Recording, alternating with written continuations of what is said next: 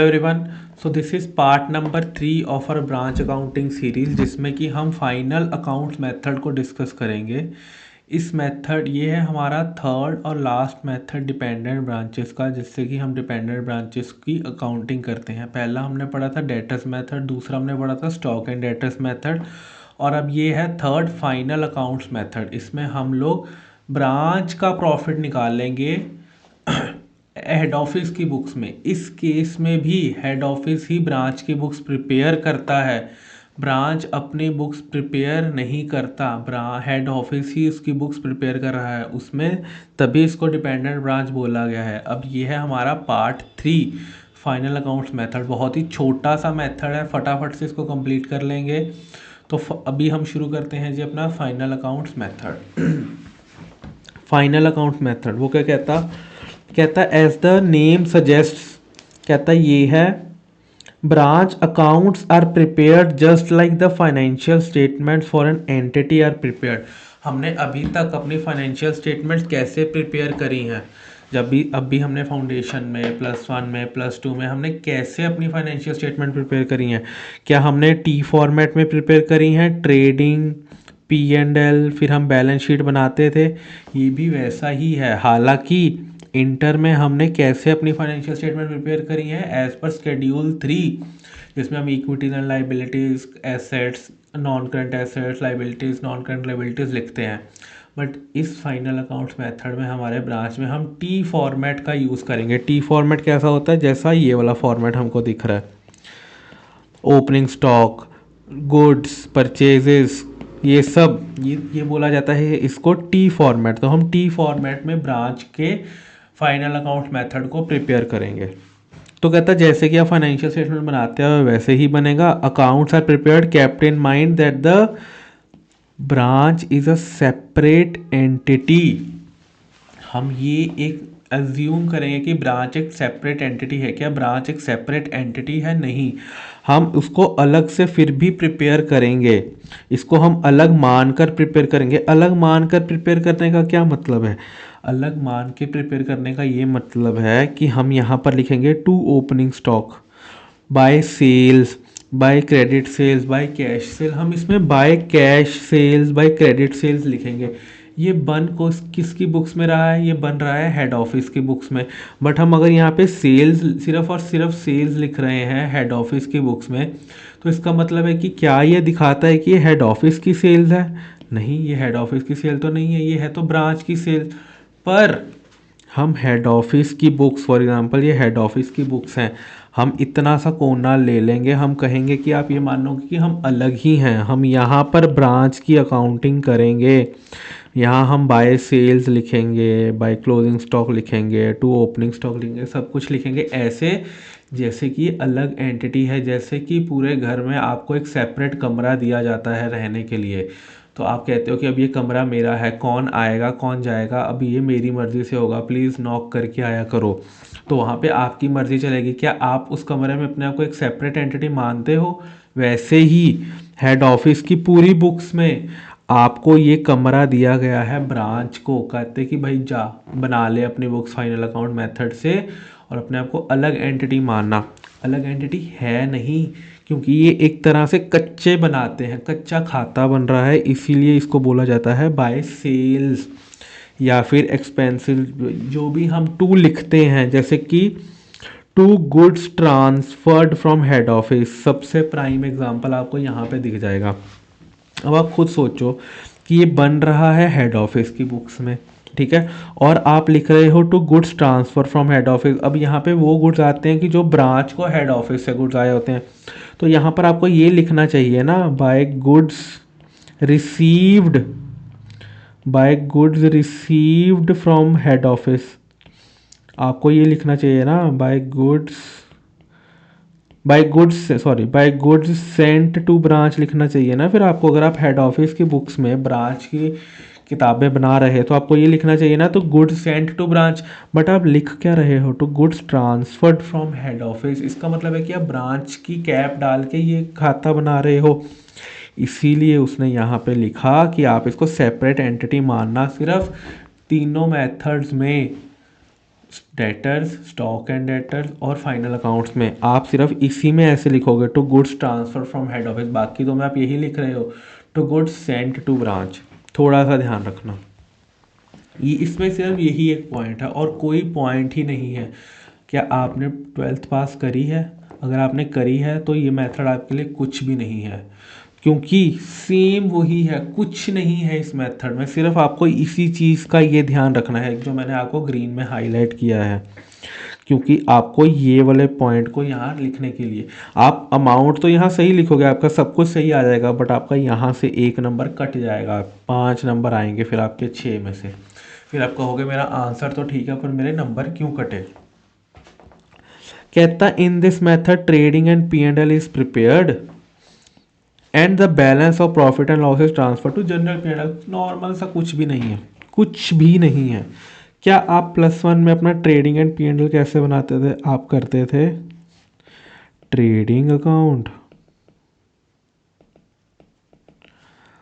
ठीक है, फिर आप लिखते थे प्रॉफिट एंड लॉस एंड फिर आप लिखते थे बैलेंस शीट। ये तीन बनाते होते थे आप छोटे होते, ऐसे ही बनाते थे। अब देखो बैलेंस शीट तो बनेगी नहीं क्योंकि अलग एंटिटी तो है नहीं, ठीक है हम अलग एंटिटी मान रहे हैं, पर भाई इतनी भी नहीं कि बैलेंस शीट ही बना देंगे। ये तो तुम्हारा कट गया। सेकंड तुम्हारा क्या बचा? Trading and P&L। अब इन दोनों को पहले अलग अलग बनाते थे, अब आप बनाओगे इनको एक ही अकाउंट। अब आप इनका एक लाइन ये मारोगे और एक ये मारोगे और ऊपर लिखोगे ट्रेडिंग एंड P&L अकाउंट। क्या आपको यहाँ कहीं लाइन दिख रही है? कोई लाइन नहीं है, कंटिन्यूएशन में है, सीधा ही यहाँ पर आ गया आपका ग्रॉस प्रॉफिट। आप कंटिन्यूएशन में बना रहे हो। पहले क्या करते थे, यहाँ आता था तो आप यहाँ लेके आते थे, अब ऐसा नहीं है। अब आप देखो एक ही अकाउंट बनाया है, इसी अकाउंट में सब कुछ आपका आ जाएगा। आप सबसे पहले क्या लिखोगे जी? अपना opening stock to goods transfer from head office, इसको आप लिखोगे जी नेट करके।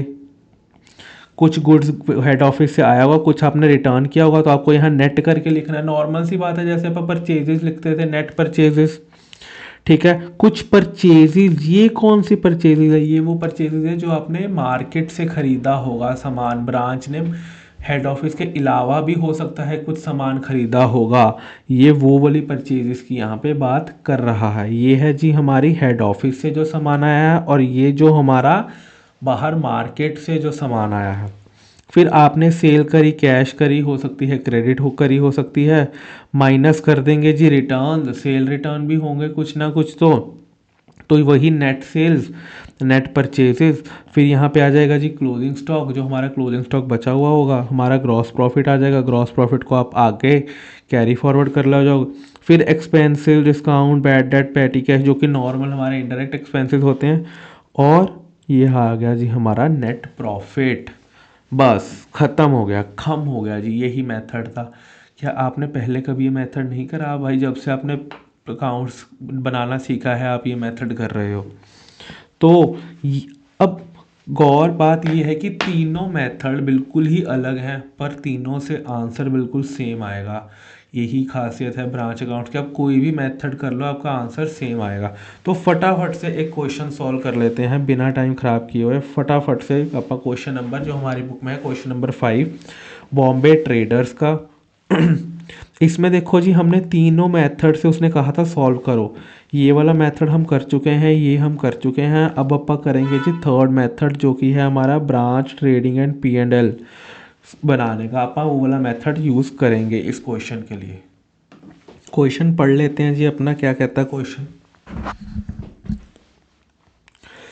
कहता है Bombay traders invoiced goods to its Delhi branch. Branch कहाँ पे है जी? दिल्ली पे। और उसको गुड्स कैसे दिए जा रहे हैं जी? कॉस्ट पे। कहता है head office paid all the branch expenses from its branch account except petty cash expenses. कहता है हेड ऑफिस सारे खर्चे उठाता है ब्रांच के, बस वो उनको पेटी कैश के खर्चे कुछ दे देता है कि जैसे चाय समोसे का खर्चा हो गया, कहते हैं यार तू ले ले, अब मैं क्या 10-10 20 रुपए से तेरे को बेचता रहूँगा समोसों के, तो कुछ कुछ अपने पास रख, बाकी जो मोटे मोटे खर्चे जैसे सैलरी, इलेक्ट्रिसिटी या कुछ और, कहता वो मैं एज अ हेड ऑफिस पे कर दूंगा। ठीक है जी। कहता वो सब ब्रांच दे रहा था। All the cash collected by the branch was banked on the same day to the credit of head office. कहता जो भी कैश ब्रांच इकट्ठा करती है वो सारा का सारा cash same day head office की अकाउंट में जमा हो जाता है। इम्पॉर्टेंट है स्टॉक एंड डेटर्स और डेटर्स मेथड के लिए, बट हमारे P&L हमारे ट्रेडिंग अकाउंट के लिए इसका कोई मतलब नहीं। अपने को कौन सा कोई बैलेंस शीट बनानी है, ना हेड ऑफिस की ना ब्रांच की, तो हमारे लिए ये लाइन महत्वपूर्ण नहीं है। बाकी उसने समरी दे दी ट्रांजैक्शंस की। ट्रेडिंग एंड P&L का फॉर्मेट। ट्रेडिंग कहाँ से शुरू होता है जी? Opening stock, purchases. यहाँ पे परचेजेस क्या होगी? हो सकता है परचेज जो ब्रांच ने बाहर से करी हो या फिर जो हेड ऑफिस से सामान मंगवाया हो नेट करके वो। फिर आ जाता है जी हमारा सेल्स। क्लोजिंग स्टॉक ये हमारा ट्रेडिंग का हो गया। फिर खर्चे एंड देन खत्म हो गया। तो सबसे पहले अपन को कहाँ से शुरू करना है जी? Opening stock. तो अपने को चाहिए जी ओपनिंग स्टॉक, और ये रहा ओपनिंग स्टॉक। कहता ओपनिंग स्टॉक दिया हुआ है 7,000 का, बिल्कुल अच्छी बात है। डेटर्स का ओपनिंग स्टॉक दिया हुआ है। क्या मेरे को चाहिए डेटर्स का ओपनिंग स्टॉक? मेरे को तो चाहिए ही नहीं। हाँ, अगर मेरे को डेटर्स का अकाउंट बनाना पड़ गया, क्योंकि वहाँ से कुछ कुछ अगर मेरे को चाहिए हुआ, बैड डेट का खर्चा, डिस्काउंट का खर्चा, अलाउंस का खर्चा, कुछ ऐसा अगर खर्चा चाहिए होगा तो होगा, बट अभी मेरे को नहीं चाहिए फॉर टाइमिंग। स्टॉक चाहिए, स्टॉक में ट्रेडिंग में लिख दूं जाके। यस, ये रहा मेरा थर्ड मेथड। सी, क्या मैं स्टॉक लिख दूं ओपनिंग? यस। कहता goods sent from head office 26,000। Branch को 26,000 के गुड्स भेजे गए। Goods return to head office, मतलब ये ब्रांच ने गुड्स रिटर्न कर दिए। क्या 26,000 और 1,000 को मैं नेट ऑफ करके 25,000 लिख सकता हूँ वहाँ पे? यस, 26,000 और 1,000 को नेट ऑफ करके मैंने 25,000 यहाँ पे लिख दिया। ठीक है जी। नेक्स्ट, कैश सेल्स है जी, क्रेडिट सेल्स है जी। तो मैं क्या यहाँ पर अपनी कैश सेल और क्रेडिट सेल लिख सकता हूँ? बिल्कुल लिख सकता हूँ। कहता अलाउंस टू कस्टमर, ये मेरा P&L का एक्सपेंस है, क्योंकि अभी मैं P&L नहीं बनाया तो मैं बाद में इसको लिखता हूँ।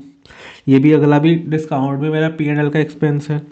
बैड डेट्स भी मेरा P&L का खर्चा है, मेरा ट्रेडिंग का या फिर मेरा डायरेक्ट खर्चा तो नहीं है। गुड्स रिटर्न्ड बाय कस्टमर 500, तो क्या मैं 500 को नेट करके लिख दूं यहाँ पर? यस। सैलरीज एंड वेजेस मेरा P&L, रेंट एंड पे भी P&L, सन्ड्री एक्सपेंसेस भी P&L। Cash receipt from sundry debtors मेरे को इस मेथड में तो चाहिए ही नहीं, I don't care. Closing stock 6,500, क्या मैं क्लोजिंग स्टॉक भी 6,500 लिख दूं? बिल्कुल। क्या मेरा ट्रेडिंग का अकाउंट बन गया? बिल्कुल बन गया। क्या मेरा नेट बैलेंस आ जाएगा जी? बिल्कुल आ जाएगा। क्या मेरा नेट बैलेंस ग्रॉस प्रॉफिट आ जाएगा? बिल्कुल आ जाएगा। क्या मेरा ग्रॉस प्रॉफिट आ गया? बिल्कुल आ गया। अब मैंने P&L के लिए क्या क्या निकाल के रखा था? मैंने कहा था allowance to customer, discount, allowance to customer, discount है जी, बैड डेट है जी,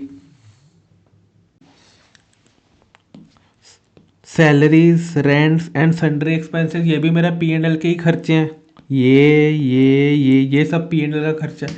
एक और मेरा P&L का खर्चा है जो कि हिडन है, मेरे को दिख नहीं रहा। वो क्या है? क्या मेरे पास पैटी कैश 200 रुपये ओपनिंग पड़ा था या नहीं पड़ा था? उसने कहा देखो सारे खर्चे तो मैं ही करूँगा, ब्रांच ही हेड ऑफिस ही करेगा। कुछ पैटी खर्चे जो कि ब्रांच मीट करेगा, जैसे समोसे वोसे का हमने बात करी, तो उसके लिए मेरे पास साल के शुरू में 200 रुपया पड़ा था।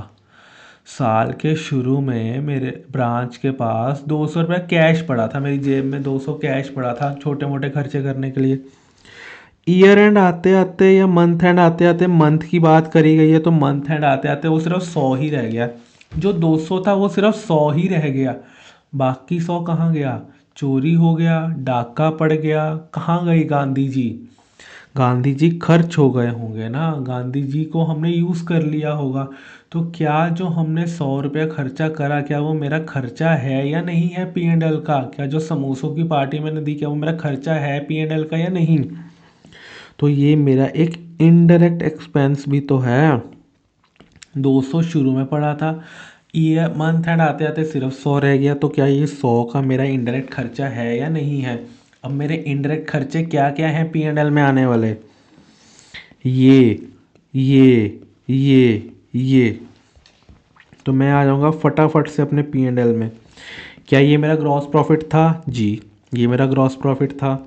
तो मेरे पास क्या क्या खर्चे थे?